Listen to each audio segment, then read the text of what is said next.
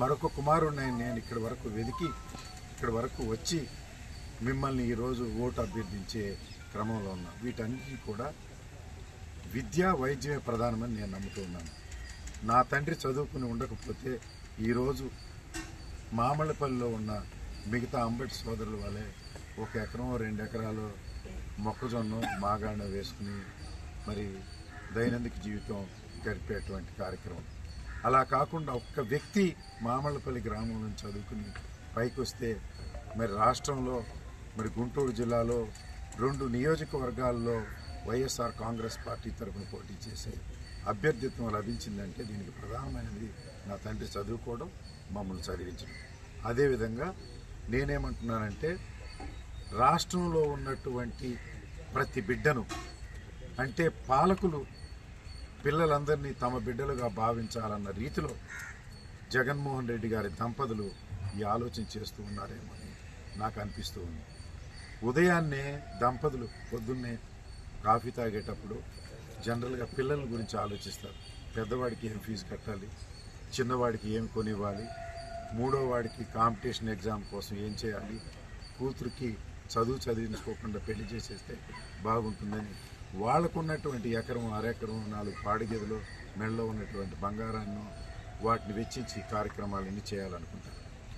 జగన్మోహన్ రెడ్డి గారి దంపతులు ఈరోజు రాష్ట్రంలో పిల్లలందరూ కూడా పాలకులు తమ పిల్లలే కాకుండా రాష్ట్రంలో ఉన్నటువంటి పిల్లలందరినీ తమ బిడ్డలుగా భావించాలన్న రీతిలో జగన్మోహన్ రెడ్డి గారికి 2 సంతానం, ఒకరు లండన్లో ఉంటారు, ఒకరు అమెరికాలో ఉంటారు. వారి గురించి క్షణం ఆలోచించరు కానీ రాష్ట్రంలో ఉన్న పిల్లలందరినీ తమ బిడ్డలుగా భావిస్తున్నారు. కనుక ఈ రోజున స్కూల్స్ నవీకరించడం నాడు నేడు కింద, అదేవిధంగా స్కూల్లో 16 రకాల మెనూలు ఇవ్వాలనేటువంటి విషయాన్ని వారింట్లో నుంచి వచ్చినటువంటి ఆలోచనని గవర్నమెంట్ పాలసీలుగా తయారు చేసి చేయడం వల్ల మామళ్ళపల్లి స్కూల్లో నేను వెళ్ళినప్పుడు ఒక ఏఎన్ఎం ట్యాబ్లెట్లు ఇస్తూ ఉంది. ఏంటమ్మా ఈ ట్యాబ్లెట్లు అంటే, ఈ ట్యాబ్లెట్లు నులుపురుగు పడకుండా పిల్లలకి వీరిస్తున్నారు. నేను ఇక్కడ చెప్పాలనుకునేది ఏంటంటే 16 రకాల ఆహారాన్ని, స్కూల్ యూనిఫామ్ని, షూని, టైని, ఫీజు రీయింబర్స్మెంట్ని, అమ్మఒడి కింద అమ్మకి డబ్బు ఇవ్వడాన్ని, ఈ కార్యక్రమాలన్నీ కూడా లేకపోతే ఆ విద్యార్థి మనలేడు. 4 రోజులు చదువుకుంటాడు, 10వ క్లాస్ వరకు వస్తాడు, మళ్ళీ చదువుకోలేని పరిస్థితులు, ఏ హోటల్ని సప్లైగా చేరే పరిస్థితి. అట్లా కాకుండా వాళ్ళ ఉన్నత విద్య చేరే వరకు కూడా ప్రభుత్వం 2 రకాలుగా సపోర్ట్ చేస్తుంది. ఒకటి విద్యను పైకి తీసుకుపోవడానికి కావాల్సినటువంటి కార్యక్రమాలు, రెండవది వాళ్ళకి ఆరోగ్యాన్ని సమకూర్చే కార్యక్రమాలు. ఇంతటితో సరిపోతాయంటే ఇంతటితో సరిపోవు. ఎందుకంటే ఆ కుటుంబానికి ఉన్నటువంటి ఎకరమన్నర మెడలో ఉన్నటువంటి మహిళ బంగారాన్ని కాపాడాల్సిన అవసరం కూడా ప్రభుత్వం మీద.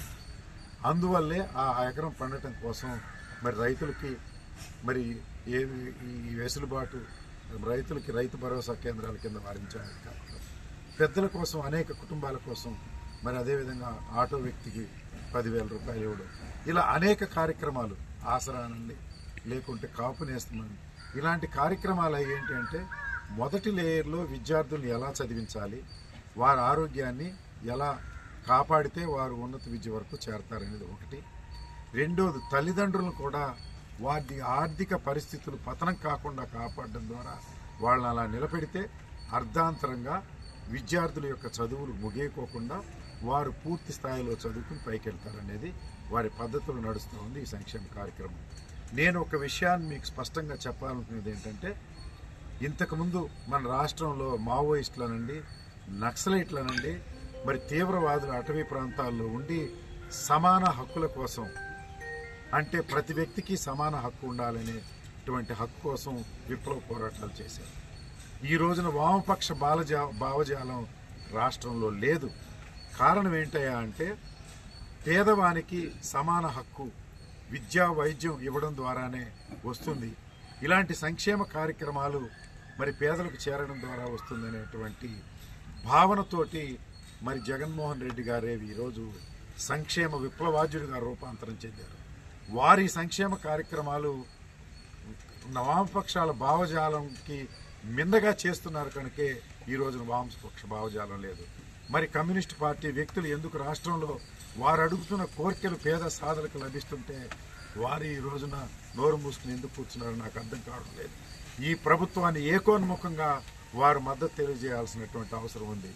అందువల్ల ఈ సంక్షేమ రాజ్యం తిరిగి పునఃప్రతిష్ఠ చేయడం కోసం మరి వైఎస్ఆర్ కాంగ్రెస్ పార్టీ కార్యకర్తలు అదేవిధంగా సామాన్య ప్రజానీకం అందరూ కూడా కృషి చేయాల్సినటువంటి అవసరం ఉంది. అంతేకాకుండా వారిచ్చిన పిలుపు పెత్తందారులకు పేదలకు పోరాటంలో పేదల సంక్షేమ ప్రభుత్వాన్ని తిరిగి గెలిపించాలని వారిచ్చినటువంటి పిలుపు మన పొన్నూరు నియోజకవర్గంలో కూడా మొట్టమొదట పెన్నూరు నియోజకవర్గంలో వర్తిస్తుందని నేను భావిస్తూ ఉన్నాను. ఇక్కడ ఉన్నటువంటి ధూళిపాళ నరేంద్ర వారి తండ్రి కూడా బూర్జువాలు భూస్వాములు పెత్తందారులు అనే విషయం నేను ప్రత్యేకంగా చెప్పాల్సినటువంటి అవసరం లేదు. 45 సంవత్సరాల రాజకీయాల్లో పొన్నూరులో వారే 35 సంవత్సరాలు రాజకీయం నడిపినటువంటి వ్యక్తులు, వారు బూర్జువా మనస్తత్వం కలిగినటువంటి వ్యక్తులు. ఇలాంటి సంక్షేమ కార్యక్రమాలు వారు ఎప్పుడైనా జరిపారా అని నేను అడుగుతా ఉన్నా. ఈ పొన్నూరు నియోజకవర్గంలో నేను 23,000 మందికి కళ్ళజోళ్ళు ఇచ్చాను. మరి అనేక మంది గుండె సర్జరీలు చేశాను, ట్రైసైకిల్స్ ఇచ్చాను, జైపూర్ కార్డులు ఇచ్చాను.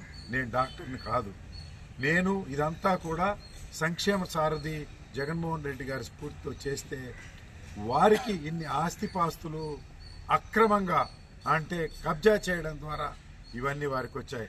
ఇలాంటి ఒక్క కార్యక్రమాన్ని పేదవాన్ని దృష్టిలో పెట్టుకుని ఒక్క శిబిరాన్ని నడిపారా, ఒకరికి ఒక కళ్ళజోడిచ్చారా, ఒకరి ఒక గుండె సర్జరీ చేయించారా, ఒక ట్రైసైకిల్ ఇచ్చారా అంటే అలాంటి దాఖలాలు ఎక్కడికి. సంవత్సరాల రాజకీయాల్లో పొన్నూరులో వారే 35 సంవత్సరాలు రాజకీయం నడిపినటువంటి వ్యక్తులు, వారు బూర్జువా మనస్తత్వం కలిగినటువంటి వ్యక్తులు.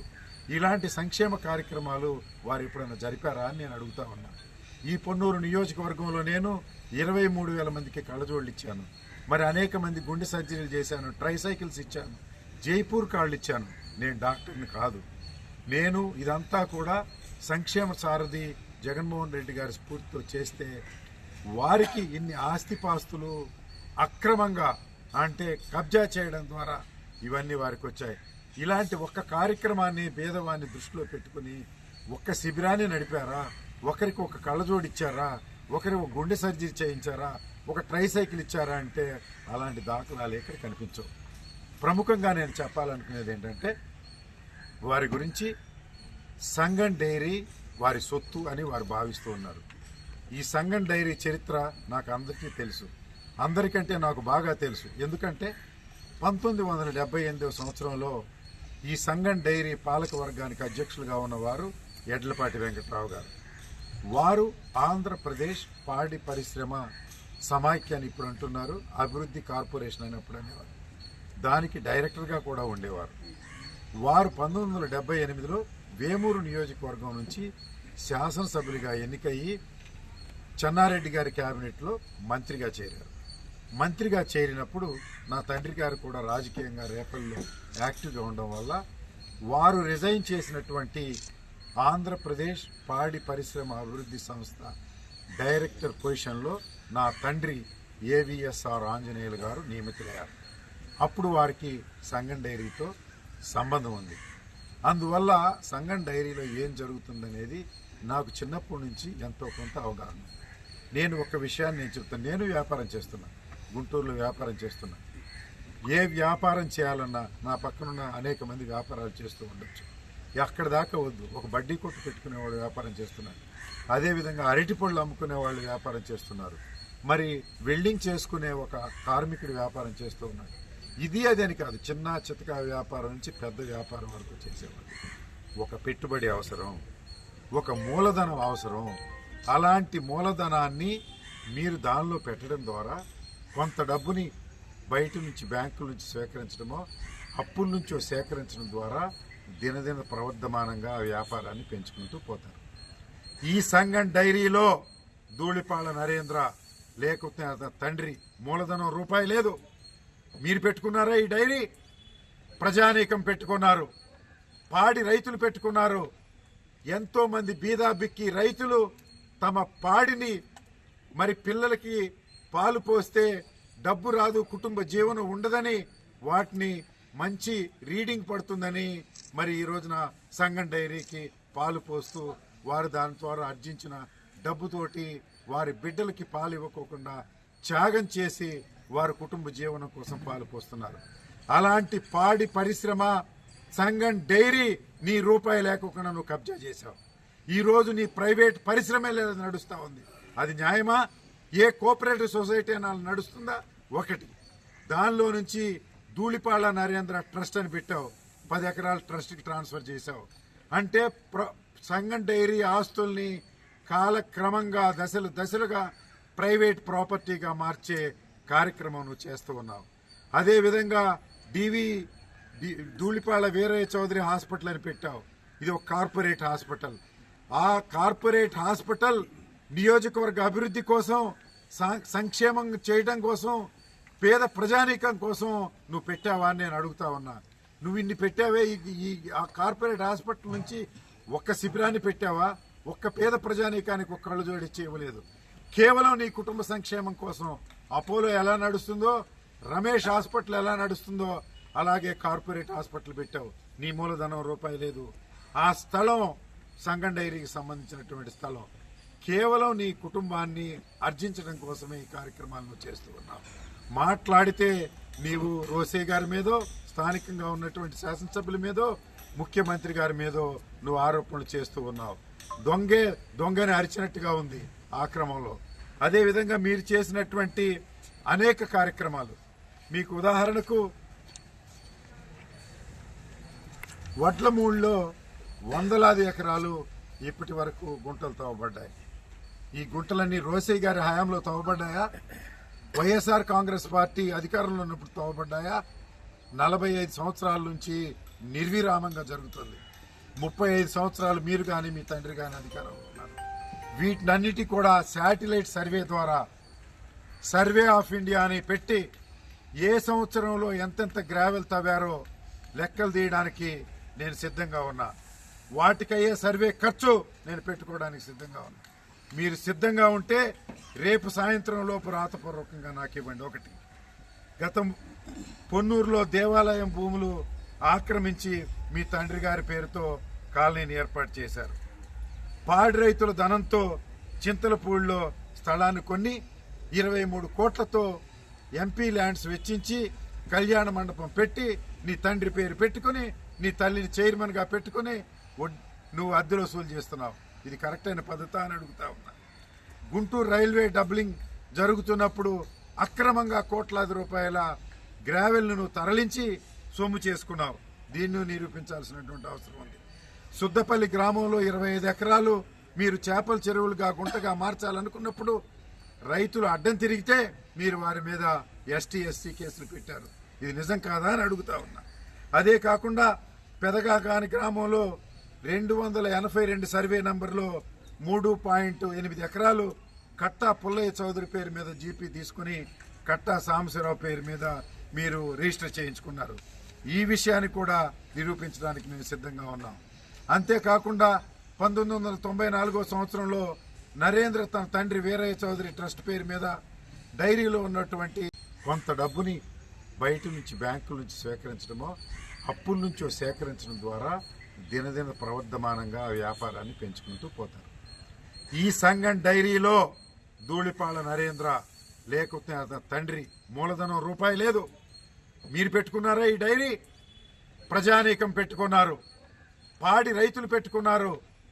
ఎంతో మంది బీదా బిక్కి రైతులు తమ పాడిని మరి పిల్లలకి పాలు పోస్తే డబ్బు రాదు, కుటుంబ జీవనం ఉండదని, వాటిని మంచి రీడింగ్ పడుతుందని మరి ఈ రోజున సంగం డైరీకి పాలు పోస్తూ వారు దాని ద్వారా ఆర్జించిన డబ్బుతోటి వారి బిడ్డలకి పాలు ఇవ్వకోకుండా త్యాగం చేసి వారి కుటుంబ జీవనం కోసం పాలు పోస్తున్నారు. అలాంటి పాడి పరిశ్రమ సంగం డైరీ నీ రూపాయి లేకుండా నువ్వు కబ్జా చేశావు. ఈ రోజు నీ ప్రైవేట్ పరిశ్రమే లేదా నడుస్తా ఉంది. అది న్యాయమా? ఏ కోఆపరేటివ్ సొసైటీ అయినా నడుస్తుందా? ఒకటి. దానిలో నుంచి ధూళిపాళ నరేంద్ర ట్రస్ట్ అని పెట్టావు, 10 ఎకరాల ట్రస్ట్కి ట్రాన్స్ఫర్ చేశావు. అంటే సంగం డైరీ ఆస్తుల్ని కాలక్రమంగా దశలుగా ప్రైవేట్ ప్రాపర్టీగా మార్చే కార్యక్రమం నువ్వు చేస్తూ ఉన్నావు. అదేవిధంగా డివి ధూళిపాళ వీరయ్య చౌదరి హాస్పిటల్ అని పెట్టావు. ఇది ఒక కార్పొరేట్ హాస్పిటల్. ఆ కార్పొరేట్ హాస్పిటల్ నియోజకవర్గ అభివృద్ధి కోసం, సంక్షేమం చేయడం కోసం, పేద ప్రజానీకం కోసం నువ్వు పెట్టావా అని నేను అడుగుతా ఉన్నా. నువ్వు ఇన్ని పెట్టావే, ఈ ఆ కార్పొరేట్ హాస్పిటల్ నుంచి ఒక్క శిబిరాన్ని పెట్టావా? ఒక్క పేద ప్రజానీకానికి ఒక్క కళ్ళు జోడించి ఇవ్వలేదు. కేవలం నీ కుటుంబ సంక్షేమం కోసం అపోలో ఎలా నడుస్తుందో, రమేష్ హాస్పిటల్ ఎలా నడుస్తుందో అలాగే కార్పొరేట్ హాస్పిటల్ పెట్టావు. నీ మూలధనం రూపాయి లేదు. ఆ స్థలం సంగం డైరీకి సంబంధించినటువంటి స్థలం. కేవలం నీ కుటుంబాన్ని ఆర్జించడం కోసమే ఈ కార్యక్రమాలను చేస్తూ ఉన్నావు. మాట్లాడితే నీవు రోసే గారి మీదో, స్థానికంగా ఉన్నటువంటి శాసనసభ్యుల మీదో, ముఖ్యమంత్రి గారి మీదో నువ్వు ఆరోపణలు చేస్తూ ఉన్నావు. దొంగని అరిచినట్టుగా ఉంది ఆ క్రమంలో. అదేవిధంగా మీరు చేసినటువంటి అనేక కార్యక్రమాలు, మీకు ఉదాహరణకు వడ్లమూడిలో వందలాది ఎకరాలు ఇప్పటి వరకు గుంటలు తవ్వబడ్డాయి. ఈ గుంటలన్నీ రోసయ్య గారి హయాంలో తవ్వబడ్డాయా? వైఎస్ఆర్ కాంగ్రెస్ పార్టీ అధికారంలో ఉన్నప్పుడు తవ్వబడ్డాయా? 45 సంవత్సరాల నుంచి నిర్విరామంగా జరుగుతుంది. 35 సంవత్సరాలు మీరు కానీ మీ తండ్రి కానీ అధికారంలో ఉన్నారు. వీటినన్నిటి కూడా శాటిలైట్ సర్వే ద్వారా, సర్వే ఆఫ్ ఇండియా అని పెట్టి ఏ సంవత్సరంలో ఎంతెంత గ్రావెల్ తవ్వారో లెక్కలు తీయడానికి నేను సిద్ధంగా ఉన్నా. వాటికయ్యే సర్వే ఖర్చు నేను పెట్టుకోవడానికి సిద్ధంగా ఉన్నా. మీరు సిద్ధంగా ఉంటే రేపు సాయంత్రం లోపు రాతపూర్వకంగా నాకు ఇవ్వండి. ఒకటి, గతం పొన్నూరులో దేవాలయం భూములు ఆక్రమించి మీ తండ్రి గారి పేరుతో కాలనీని ఏర్పాటు చేశారు. పాడి రైతుల ధనంతో చింతలపూడిలో స్థలాన్ని కొన్ని 23 కోట్లతో ఎంపీ ల్యాండ్స్ వెచ్చించి కళ్యాణ మండపం పెట్టి నీ తండ్రి పేరు పెట్టుకుని, నీ తల్లిని చైర్మన్ గా పెట్టుకుని నువ్వు అద్దెలు వసూలు చేస్తున్నావు. ఇది కరెక్ట్ అయిన పద్ధతి అని అడుగుతా ఉన్నా. గుంటూరు రైల్వే డబ్లింగ్ జరుగుతున్నప్పుడు అక్రమంగా కోట్లాది రూపాయల గ్రావెల్ను నువ్వు తరలించి సొమ్ము చేసుకున్నావు. దీన్ని నిరూపించాల్సినటువంటి అవసరం ఉంది. సుద్దపల్లి గ్రామంలో 25 ఎకరాలు మీరు చేపల చెరువులుగా గుంటగా మార్చాలనుకున్నప్పుడు రైతులు అడ్డం తిరిగితే మీరు వారి మీద ఎస్టీ ఎస్సీ కేసులు పెట్టారు. ఇది నిజం కాదా అని అడుగుతా ఉన్నా. అదే కాకుండా పెదగాకాని గ్రామంలో 282 సర్వే నంబర్లో 3.8 ఎకరాలు కట్టా పుల్లయ్య చౌదరి పేరు మీద జీపీ తీసుకుని కట్టా సాంబశివరావు పేరు మీద మీరు రిజిస్టర్ చేయించుకున్నారు. ఈ విషయాన్ని కూడా నిరూపించడానికి మేము సిద్ధంగా ఉన్నాం. అంతేకాకుండా 1994 సంవత్సరంలో నరేంద్ర తన తండ్రి వీరయ్య చౌదరి ట్రస్ట్ పేరు మీద డైరీలో ఉన్నటువంటి భూమిని ప్రైవేట్ వ్యక్తుల ద్వారా మరణించారు, ప్రైవేట్ వ్యక్తుల పేరు మీద. సో ఇలాంటి అనేక అక్రమాలు మీరు చేయడానికి చేసినటువంటి విషయాలు మీ దృష్టికి తీసుకువస్తూ ఉన్నాను. వారు నా మీద కొన్ని ఆరోపణలు చేశారు. ఏంటయ్యా అంటే సత్తెనపల్లిలో నా కబ్జాలు బయటపడతాయని. సత్తెనపల్లిలో అంగుళం భూమి కబ్జా కాదు, లీగలైజ్డ్ భూమి అయినా సరే నా పేరు మీద ఉంటే, లేదు నాకు సంబంధితుల పేర్ల మీద మీకు ఉంటే 100 రూపాయల స్టాంప్ పేపర్ మీద ఇప్పుడే నేను సంతకం పెట్టి ఇవ్వడానికి సిద్ధంగా ఉన్నా. స్టాంప్ ఇంకా నా చేతికి రాలేదు, దాన్ని మీ విలేకరులకు సిద్ధంగా ఉన్నా. రేపు సాయంత్రం లోపు నా పేరు మీద ఏదన్నా ఉన్నా, నాకు సంబంధించిన వ్యక్తుల పేరు మీద ఉన్నా, నేను రిజిస్టర్ ఖర్చులు పెట్టుకుని వారికి ఇవ్వడానికి సిద్ధంగా ఉన్నా. మీరు ఇలాంటి పిచ్చి పిచ్చి వాగుని కట్టి పెట్టండి. నేను గత 2 సంవత్సరాల నుంచి పొన్నూరు నియోజకవర్గంలో ఏ సంక్షేమ కార్యక్రమాలు పేద ప్రజానీకానికి చేస్తున్నారో అందరికీ తెలుసు. మీరేం చేశారో చెప్పండి. మీరు పోటీ చేయడానికి, అర్హత సంపాదించడానికి మినిమం ప్రజాసేవ మీరు చేసింది చెప్పగలరా?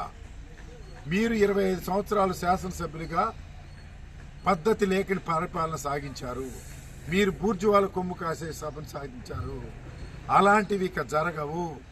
ఇప్పుడు పాలిటిక్స్ లో డైనమిక్స్ మారిపోయాయి. సాంప్రదాయేతర రాజకీయాలకు చెల్లుచీటి, సాంప్రదాయేతర రాజకీయాలు ప్రారంభమయ్యాయి.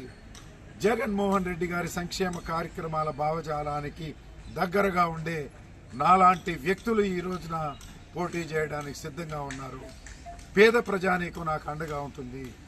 పేద ప్రజానీకానికి కావలసినటువంటి కార్యక్రమాలు చూడడం ద్వారానే నేను ఇక్కడ వరకు అభ్యర్థిత్వం వరకు వచ్చాను. కనుక నాకు ఏమాత్రం ఎవరు సపోర్ట్ చేయకపోయినప్పటికీ కూడా పార్టీ నుంచి వెల్లువలాగా నాపై ఉన్నటువంటి కార్యక్రమాలను పైకి చేరడం ద్వారా నేను ఈ సీటు సాధించాను, కానీ వేరేది కాదని అంటూ ఉన్నాను.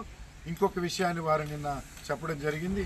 ఇప్పుడున్న వారు సమన్వయకర్తలే, వీరు అభ్యర్థులు అవునో కాదు అనేది అది మీకు సంబంధించినటువంటి విషయం కాదు. మీ అభ్యర్థిత్వం ఉంటుందో లేదో మీరు చూసుకోండి. నేను ఇప్పటికే ప్రచారాన్ని ప్రారంభించాను. జగన్మోహన్ రెడ్డి గారు నాకు క్లియర్గా చెప్పారు, నేనే నామినేషన్ వేయబోతున్నా, నన్ను ఎదుర్కోవడానికి మీరు సిద్ధంగా. ఈక్వెంట్గా అభ్యర్థులను మార్చేస్తున్నారు. ఎందుకు మార్చాలి? వారికి ప్రజల్లో మద్దతు ఉంటే ఉండ అభ్యర్థులు గెలుస్తారా అని అడుగుతూ ఉన్నాడు ధూళిపాల నారాయణ. నేను ఒక్క విషయాన్ని మీకు చెప్పాలనుకుంటున్నాను. మీ పార్లమెంట్ సభ్యుడు ఎవరు అమెరికా నుంచి వచ్చాడు కదా, అమెరికాలో ఇలా ఎన్నికలు జరగదు. అమెరికా అధ్యక్షుడు డైరెక్ట్గా ఓటింగ్ జరుగుతుంది. నేను ఒకటే విషయాన్ని మీకు మనవి చేస్తా ఉన్నా. భారతదేశంలో మరి ముఖ్యంగా ఆంధ్రప్రదేశ్లో అమెరికాలలాగా డైరెక్ట్గా అధ్యక్షుడికి ఎన్నిక వేసే విధంగా ముఖ్యమంత్రి గారికి ఎన్నిక చేసే విధానాన్ని పెట్టగలిగితే 80% ఓటు జగన్మోహన్ రెడ్డి గారికి వస్తుంది. ఏమాత్రం నెంబర్ 2, 175 నియోజకవర్గాల్లో జగన్మోహన్ రెడ్డి గారు నామినేషన్ ఫైల్ చేస్తే 175కు 175 ఇంక్లూడింగ్ కుప్పం జగన్మోహన్ రెడ్డి గారు విజయం సాధిస్తారు. కానీ ఈ రెండు ప్రక్రియలు మన దగ్గర లేవు, ఎన్నికల విధానాలు మన దగ్గర లేవు. అందుకని అభ్యర్థులు నియమించే క్రమంలో వారు గడప గడపకని కొన్ని కార్యక్రమాలు పెట్టి ఎవరు అభ్యర్థులు తన సంక్షేమ భావజాలాన్ని కార్యక్రమాన్ని ప్రజానీకంలోకి తీసుకుపోతున్నారో అలాంటి వ్యక్తుల్ని వారు ఐడెంటిఫై చేసే కార్యక్రమంలో వారి భావజాలాన్ని వారి కార్యక్రమాలను అనుసంధానం చేసుకుని నేను సైతం కొన్ని కార్యక్రమాలు చేసుకుంటూ పొన్నూరు నియోజకవర్గంలో ఉన్నాను కనుక వారు నన్ను అభ్యర్థిగా ప్రకటించారు.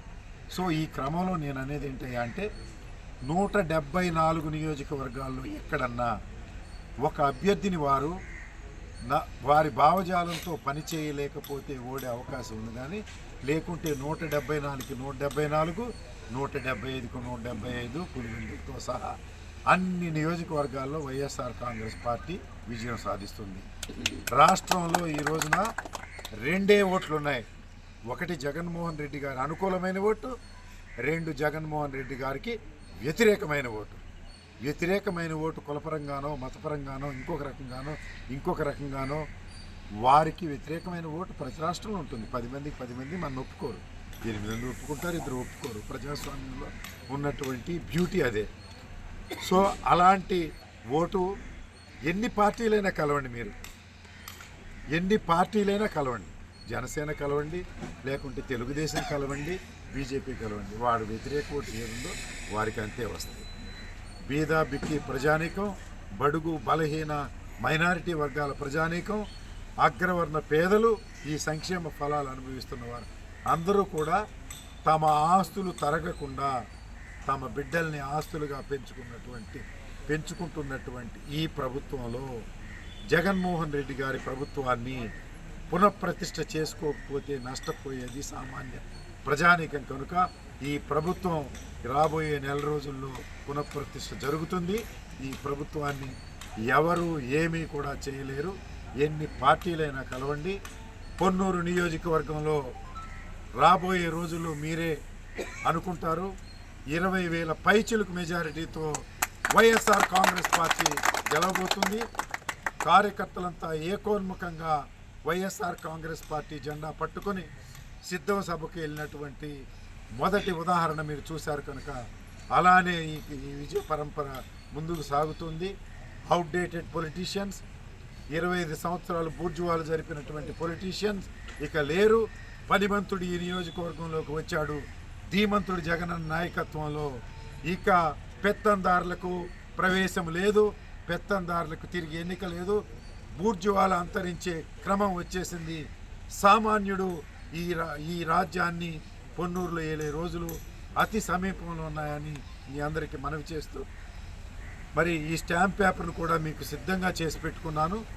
రేపు సాయంత్రం లోపు ధూళిపాళ నరేంద్ర గారు మరి సత్తెనపల్లిలో నాకు ఏదో ఆస్తులు ఉన్నాయనుకుంటున్నారు, ఏదన్నా ఉంటే ఇదే స్టాంప్ పేపర్ మీద రాసి సంతకం పెట్టి మీకు ఇవ్వడం, సబ్ రిజిస్ట్రార్ ఆఫీసుకు వచ్చి రిజిస్టర్ ఖర్చులు కూడా నేనే పెట్టుకుని చేయడానికి సిద్ధంగా ఉన్నాను. ఇప్పటికి కోట్లాది రూపాయలు ఈ నియోజకవర్గంలో నా స్వంత ధనాన్ని వెచ్చించాను, కానీ ఒక్క రూపాయి కూడా నేను ఎక్కడా తీసుకున్నటువంటి దాఖలాలు లేవు. రాబోయే రోజుల్లో కూడా ఎన్నికల ప్రక్రియలో కూడా నేనే స్వంత ధనాన్ని వెచ్చించుకుని ఈ ఎన్నికలు నడిపిస్తాను. ఈ 5 సంవత్సరాల్లో నేను శాసనసభ్యుడిగా ఎన్నికైతే రాగి పైసా కూడా ఈ పొన్నూరు నియోజకవర్గాన్ని తీసుకెళ్ళాలని మీకు ఛాలెంజ్ చేసి చెప్తా ఉన్నా. మీకున్నటువంటి అక్రమాస్తుల్ని ముందు ప్రభుత్వానికి సరెండర్ చేయండి. మీరు ఆక్రమించిన ఆస్తుల్ని పొన్నూరు నియోజకవర్గంలో ప్రభుత్వానికి ప్రజలకు సరెండర్ చేసి తరువాతే మీరు పోటీలోకి రండి. ఇంకొక హైఫై పెత్తందారు అమెరికా నుంచి తిరిగాడు. మీరు ఎంత లగ్జరీ కారులో తిరిగినా, ఎన్ని కోట్లు కుమ్మరిచ్చినా పొన్నూరు నియోజకవర్గంలో పేద ప్రజానీకాన్ని ఓడించలేరు. పేద ప్రజానీక ప్రతినిధిని మీరు ఏమీ చేయలేరు. తిరిగి ఈ ప్రభుత్వం పునఃప్రతిష్ఠ జరుగుతుందనేది 100కి 100 పాళ్ళు నిజం నిజం నిజం.